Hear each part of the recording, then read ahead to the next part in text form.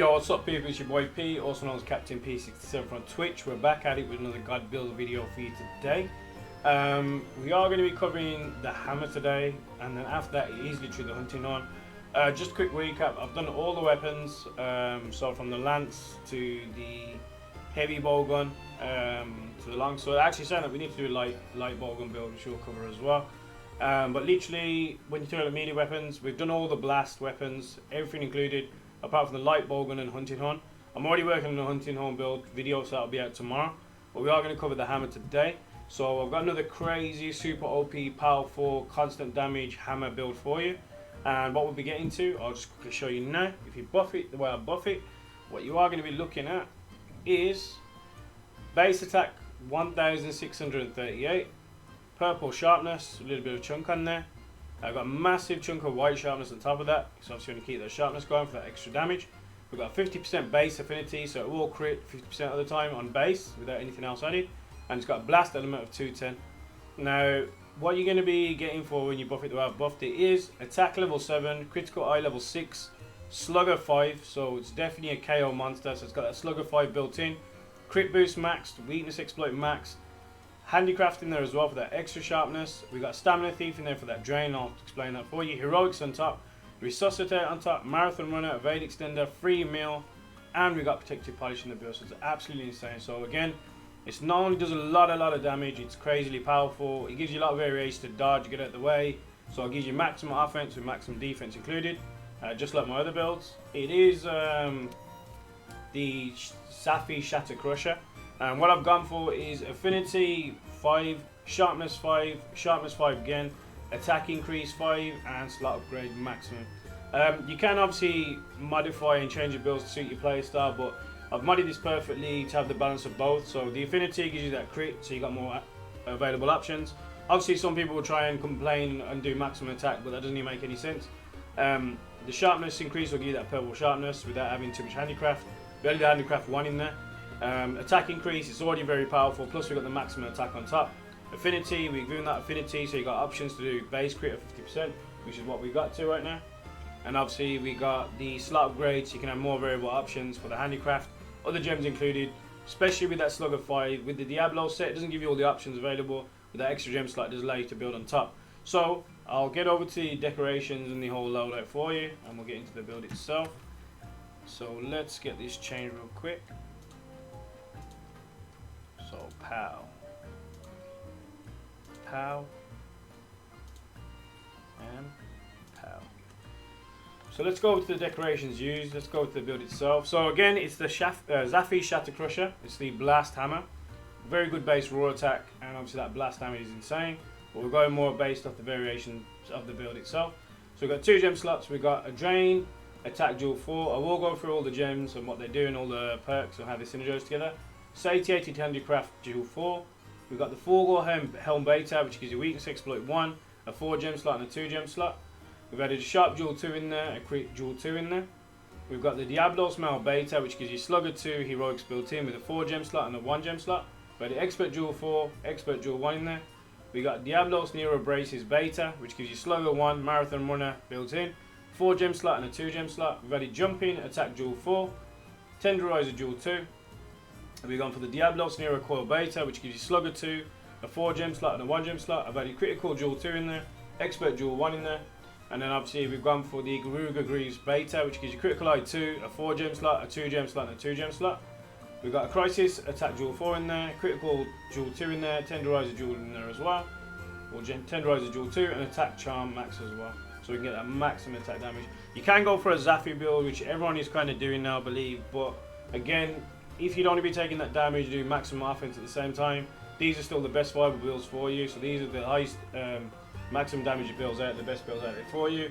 If you want to change to Safi, so if you use 3 Safi pieces, you can increase it. But again, it's taking damage while you're hitting. So if you're comfortable doing that, go for that build. But if you're comfortable fighting and just winning constantly without having to worry about your health going down at any point, you will be doing maximum DPS with this. I ran this build on Seething Basil Geese. First try, 9 minutes 28 seconds in the arena. I took my time. I didn't even have to sharpen once. I got to blue sharpness after a lot of damage. I didn't clutch claw a lot, but I did a lot of blunt attacks, and I still got to blue sharpness. Still killed it. Absolutely insane build. So let's get over to here. What's up, one to you good? Just doing a God's build video real quick. So I head over to the training games for you, show you the damage numbers, what it can do, what it's capable of, and it does have protective polish built in. So if you do sharpen before the fight, you get that 60 seconds of purple sharpness for a great while. So it's constant damage, no sharpness lost. You can resharpen at any point. It is built into the build as well. What's up, sweet? Welcome to the stream. Just doing a quick God's build video for a month until right now. We're doing the hammer right now. So that protective polish included. I'll show you that the protective polish, and I'll show you with the protective polish. And we'll get over to here real quick. Happy New Year's to you too. Hope you had a good one. It's been a crazy busy one for me. Had a smashing New Year's. We had a smashing stream yesterday. 5 new subs in yesterday. Some more donations as well. So we've got a New Year's goal to get through. But here you go. So this is with no protective polish added in. So damage numbers 81. 422 on the build, 137, 157, 158, 228, 137, 137, 490. And as you can see, we're starting to lose a bit of purple sharpness. So it's a couple of hits here. So depending on what kind of attacks you want to do. But, you know, still a lot of attacks, purple sharpness, 422 right there. Let's just do a couple of charge attacks. So let's do charge uppercut, 133. Couple of swings, 91, 88, 88, 88, 88, 63, 112. Still on purple sharpness, so still haven't lost that purple sharpness yet. 137, 157, 158, 319, and we finally just got to white sharpness.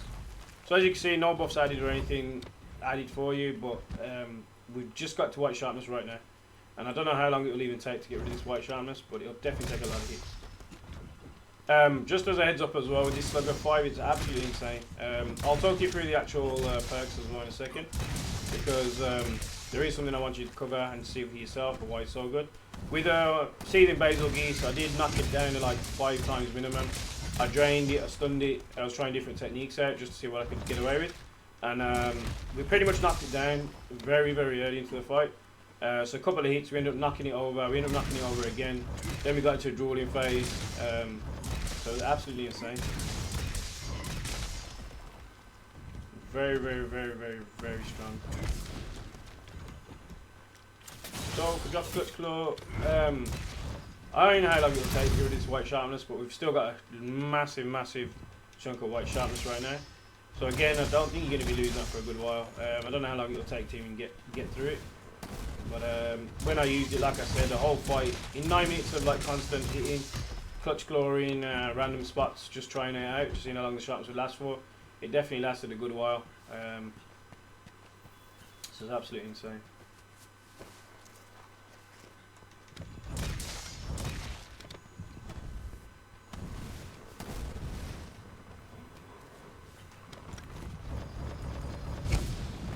So we can hit those over the head as well if we need to, but well, I will just go over this sharpness real quick, and I'll go over the perks for you as well. So what we're going to do is go over the base stats just for the newer players that have just joined and just new to the game itself. So you got attack boost level 7, which will give you 21% attack plus affinity. We've got crit eye level 6, which will give you 30% crit on top. Slugger 5, this is very important. So if you see that stun power at 60%, it's a lot of stun power you got there for you. We've got the critical boost level 3. This stun power also exhausts, so when it stuns monsters, they do seem to drool a lot more and get more exhausted. And I'll show you something else I've added as well to increase that. Critical boost level 3 for that increased damage dealt critical hits to 40%. As you see, the numbers are pretty insane. Attacks on weak spots, 30% increased affinity, extra 20% once they're actually wounded. So once you clutch claw, etc. We've got the handicraft built in, extends the weapon sharpness gauge, so it extends your sharpness 10. A stamina thief, this is one I wanted to mention. If you add that with that stun 5, you got exhaust power 20% extra on top.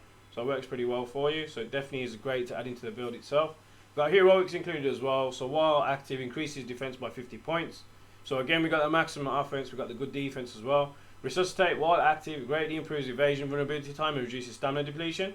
So keep you constantly moving, stop you from getting caught, you can get back into the fight.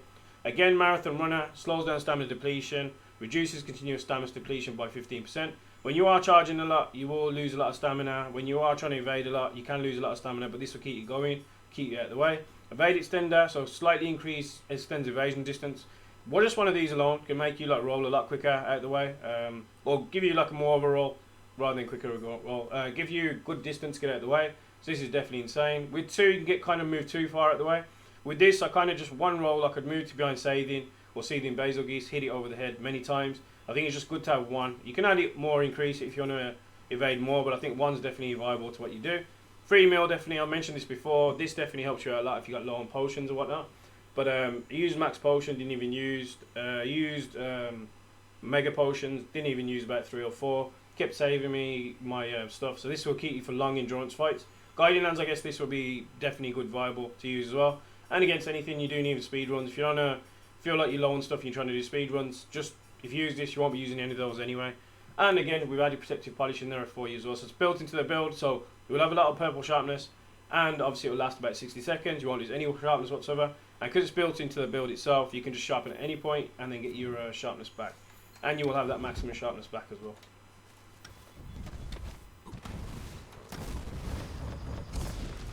So you got that crazy slam attack if you want to drop that in there at any point. But again, we're back on purple sharpness. We waited all that time for that sharpen. Purple sharpen was there. We got the protective polish back. So those are all the buffs for you. And obviously you can see the numbers yourself again. So 128, I mean 88, 422. Even on base attacks, you're just seeing the numbers every time in the hundreds. 422 again. Absolutely insane build. Again, just add what you want to the build, see it for yourself, test it out. It's absolutely insane. So we haven't used any buffs whatsoever, but you can see for yourself. 490. So there you go. There's a blast hammer covered for you. We covered the hunting horn. We'll cover your light bowgun build, but there is various light bowguns and a few heavy bowguns. I've got quite a few builds ready for the heavy bowguns and the light bowguns. We'll go through all those as well. So we'll have to get back onto these Safi's missions. I do host open lobbies every day on Twitch, so if anybody wants to join in, you're more than welcome to join in. The open lobbies are there for you to join. I can help you farm. I've had some comments about getting jewels and whatnot, so I can help you farm any day. I do stream every day on Monster Hunter Iceborne on the PS4 on Twitch, so make sure you join my stream, support my content. The sub and the donation links will be in the description below.